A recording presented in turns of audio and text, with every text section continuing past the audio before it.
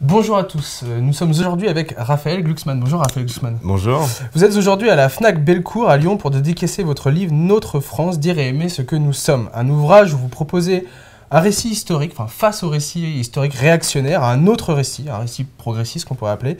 Mais quand le camp réactionnaire semble avoir gagné, comment redonner du sens à votre récit ?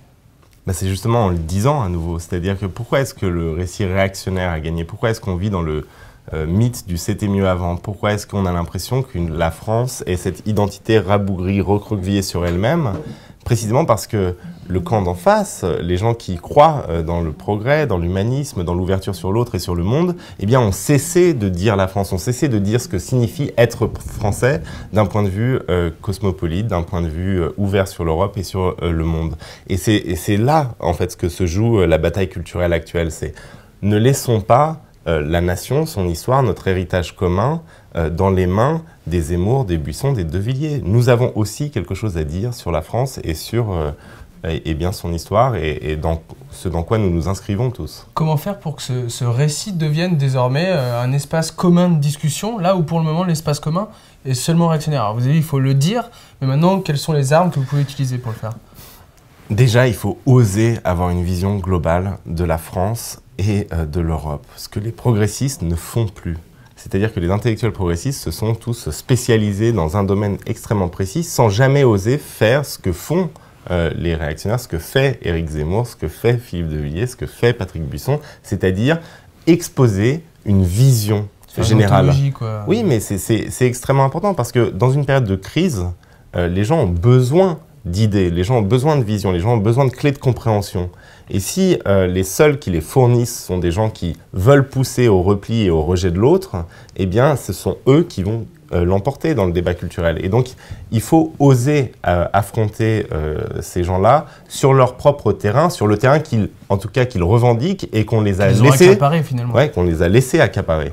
Et c'est ça toute la faillite des 30 dernières années, c'est en gros l'idée qu'avaient les progressistes et les pro-européens, l'idée folle que l'histoire était finie, que de toute façon, leur hégémonie culturelle serait éternelle et que les principes de la démocratie française ne seraient jamais remis en cause. Et ça, c'était faux.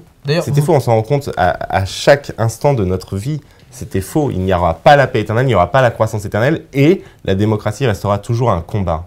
Vous en voulez d'ailleurs à vos aînés, même à vos parents, dans le livre où vous avez des pages, pas dures, mais en tout cas critiques, sur le fait qu'ils n'ont pas réussi à reconstruire ce discours après que eux déconstruisent le discours totalitaire communiste. Oui, moi je remercie grandement les générations précédentes de nous avoir offert une société dans laquelle nous avons des libertés individuelles qu'eux n'avaient pas quand ils sont venus au monde, des libertés et des droits d'embrasser qui on veut, de penser comme on l'entend, de s'habiller comme on l'entend, de vivre dans une mixité et dans une liberté folle. Mais simplement, quand ils ont émancipé l'individu des grands mythes nationalistes ou des grands mythes communistes, ce qu'ils avaient le devoir de faire, ce qu'ils ont eu raison de faire, eh bien, le problème, c'est qu'ensuite, ils n'ont pas réécrit d'histoire commune. Et donc, si eux ont eu besoin d'émanciper les individus, nous avons besoin, parce que nous sommes nés dans le vide conceptuel, dans le vide idéologique, dans le vide de commun, eh bien, de recréer du lien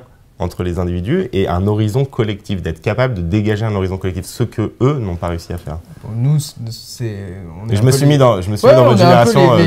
Carrément, on est un peu ces enfants du vide. Mais pour nous, aujourd'hui, produire un discours, on va dire, pro-droit de l'homme, est souvent apparenté, alors on en parlait avant, aux bien-pensants, aux bobos.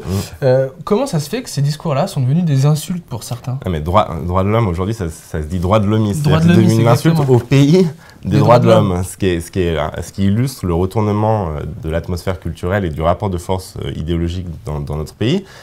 Comment? Pourquoi? Mais parce que c'était devenu des coquilles vides. Vous savez, par exemple, aujourd'hui, quand vous dites vivre ensemble, eh bien, vous faites injurier par l'ensemble quasiment des gens que vous rencontrez.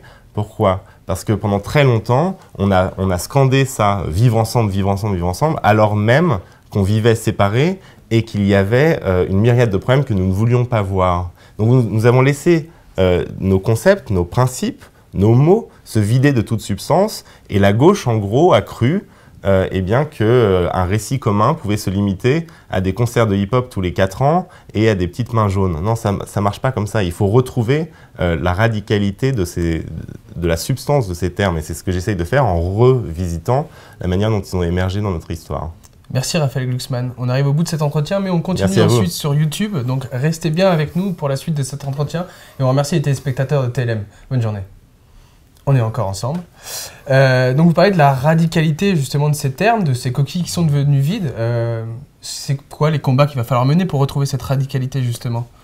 Par exemple... Sur un point précis, voilà, prenez un exemple. Je prends un exemple très simple. Vivre ensemble. Ouais. Quand on dit aujourd'hui vivre ensemble, les gens nous regardent en souriant ou en gueulant, à juste titre, parce que finalement, on vit tous séparés. Il n'y a pas de vivre ensemble qui se matérialise réellement dans notre société. Un jeune homme qui naît à Trappes, dans la banlieue parisienne, ou dans un village alsacien, ou d'ailleurs une jeune femme aussi, ou dans un quartier bourgeois de Lyon, eh bien, ne se croiseront jamais dans leur existence, même de manière symbolique. Or, ce qu'il faut, c'est créer à la fois le récit qui leur fasse comprendre qu'ils appartiennent au même peuple, et ensuite les structures qui imposent le brassage. Vous parlez de service civique obligatoire. Bien sûr, on ne peut pas faire une société cosmopolite sans avoir, à un moment donné de notre existence, à chacun d'entre nous, eh bien, le sentiment d'appartenir à un peuple commun, c'est-à-dire de se rencontrer, de se brasser, de se mélanger. Or, le brassage n'est pas naturel. Le brassage social, le brassage religieux, le brassage communautaire n'est pas naturel. Et donc, il doit être imposé. Et quand le Premier ministre de la France dit qu'il y a des ghettos sur le territoire français, il a raison. Mais le problème, c'est que quand on emploie ces mots-là, ensuite, il faut mettre des politiques en place qui correspondent à la hauteur de ces mots. Mais il y en a eu, mais de manière vraiment minuscule. C'est-à-dire que aujourd'hui, par exemple, quel est l'équivalent de l'ancien service militaire? On avait raison de le supprimer, mais on l'a remplacé par rien. C'est pour ça que moi, je suis pour un service civique obligatoire. Chacun d'entre nous doit donner du temps à la collectivité, ce qui nous permettra à chacun d'entre nous de comprendre que nous appartenons à une collectivité, que nous ne sommes pas tout simplement des individus autosuffisants ou dépendants de leur seule communauté.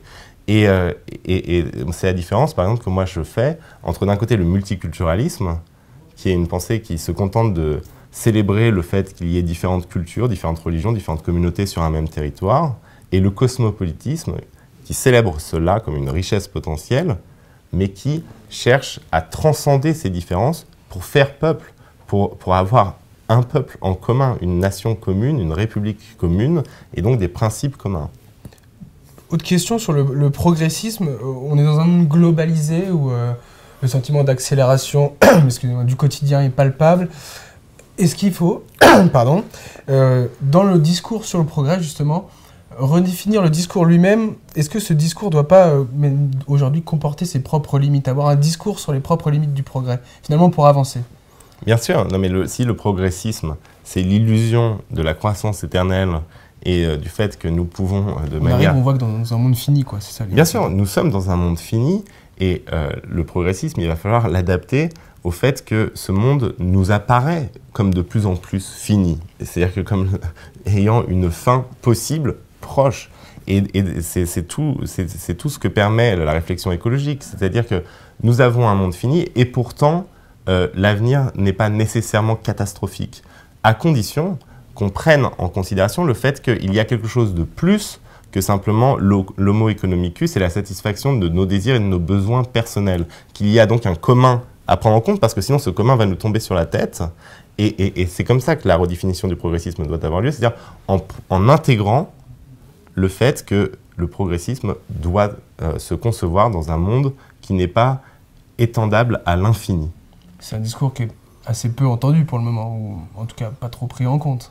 Non, mais il y a des prises de conscience. Aujourd'hui, le discours, par exemple, qui a gagné les primaires du Parti socialiste, parce que je n'ose pas utiliser le terme de belle alliance populaire que je trouve profondément ridicule, et ben, ce discours-là, c'est un discours qui intègre cette notion. Et on le retrouve de plus en plus dans beaucoup de programmes, dans beaucoup d'associations.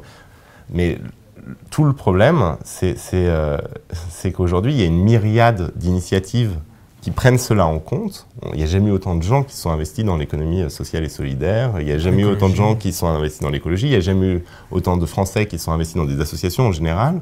Simplement, il n'y a pas de traduction de cela en vision du monde et encore en force politique cohérente qui puisse être un débouché à ces initiatives. C'est tout l'enjeu actuel. Vous, c'est votre enjeu, donc on voit bien que vous êtes un peu ce tenant de ce nouvelle gauche progressiste, on va dire.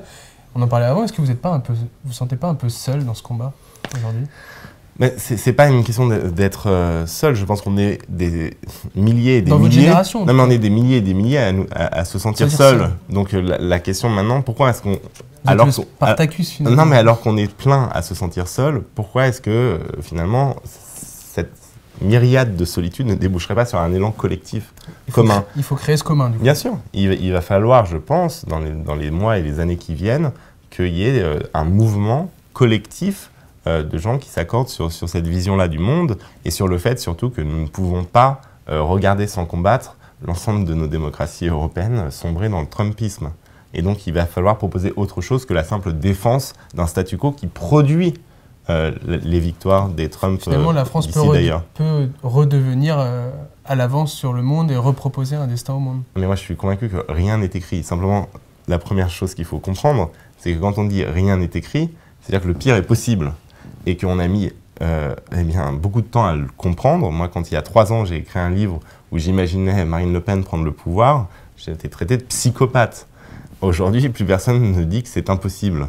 Mais donc, maintenant qu'on a fini de faire les autruches, il ne faut pas non plus tomber dans un fatalisme terrible. Rien n'est écrit. Elle n'a pas déjà le pouvoir. Trump n'est pas président à vie des États-Unis. Et l'Europe n'a pas encore explosé dans une guerre internationale. Donc, non, maintenant, il y a une responsabilité, ça pèse sur chacun d'entre nous, et il va falloir descendre dans l'arène et combattre, parce que rien de ce que nous pensions acquis ne l'est. Donc la politique, en conclusion, la République est un sport de combat, et il va falloir y aller. Et en fait, paradoxalement, on dit souvent, oui, les jeunes sont dépolitisés. Moi, je pense qu'au contraire, pour la génération qui a 20 ans aujourd'hui, la politique fera partie intégrante de sa vie de manière beaucoup plus radicale que pour les générations précédentes. Parce que finalement, honnêtement, moi j'aurais voté Jospin contre Chirac, mais si on est très honnête, ça ne change pas ta vie de savoir si c'est Lionel Jospin ou Jacques Chirac, le président de la France. Par contre, les choix qui vont se présenter à nous dans l'avenir vont être vont être beaucoup plus dramatiques. Si c'est Donald Trump, le président de ton pays, pour prendre un exemple étranger, ça change beaucoup plus son existence que si tu as le choix entre 2 candidats finalement qui sont assez proches. Très bien, donc des choix radicaux qu'il va falloir faire.